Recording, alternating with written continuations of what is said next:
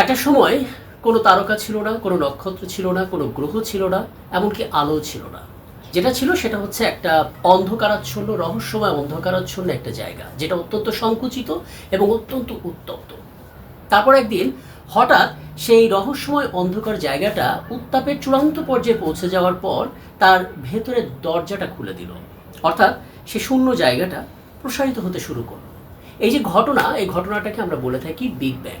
এবং স্পেসের যখন যাত্রা শুরু হলো তখন থেকে আর একটা জিনিসের যাত্রা শুরু, সেটার নাম হচ্ছে টাইম। সময়ের জন্ম ঠিক তখন থেকেই।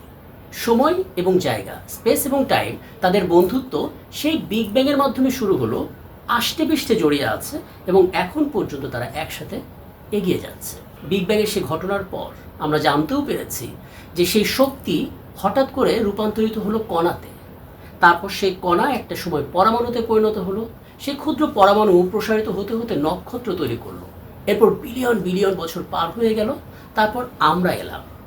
এই যে বিগ ব্যাংয়ের ঘটনা থেকে শুরু করে আমাদের আগমন পর্যন্ত পুরো জিনিসটাকে একটা টার্ম দিয়ে প্রকাশ করা হয়, যেটাকে বলা হয় কসমিক বার্থ বা মহাজাগতিক জন্ম।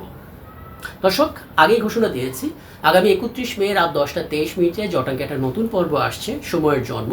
সেখানে আমরা চেষ্টা করেছি কসমিক বার্থ নিয়ে ছোটোখাটো আলাপ করতে। বিস্তারিত জানার জন্য অপেক্ষা করতে পারেন, চোখ রাখতে পারেন। সবাইকে আমন্ত্রণ।